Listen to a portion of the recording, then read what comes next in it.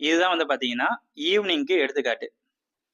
ஈவினிங்ன்றது 5 PM இதுக்கு மேலே தாண்டினாலே நம்ம அதை ஈவினிங் கிராஸ் ஆயிடுச்சு அப்படின்னு கன்சிடர் பண்ணிக்கலாம்.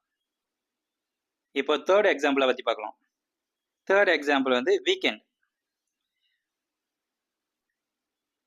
ப்ரொவைடரோட scheduling hour 9 AM to 5 PM.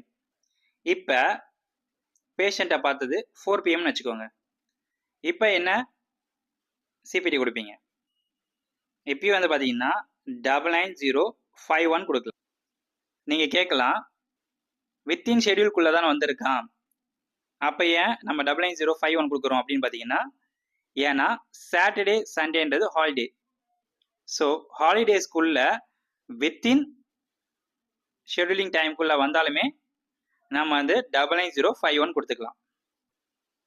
இப்போ நம்ம ஃபெடரல் ஹாலிடேஸ் பற்றி பார்க்கலாம். Fourth example. பேஷண்ட் வந்தது ஜனவரி 1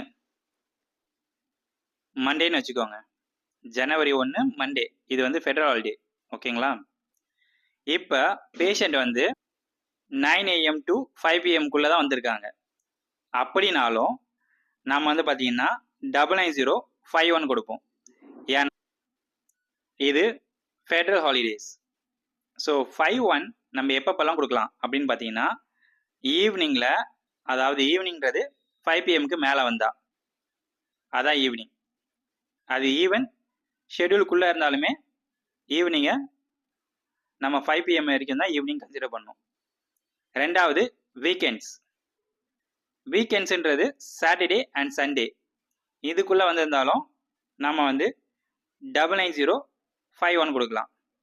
அப்புறம் ஹாலிடே. ஹாலிடேன்றது federal holiday. Federal holiday even week டேஸில் இருந்தாலுமே நாம் அப்போ 99051 தான் கொடுக்கணும். ஸோ இந்த 3 கான்செப்டும் நீங்கள் நல்லா தெரிஞ்சு வச்சுக்கோங்க.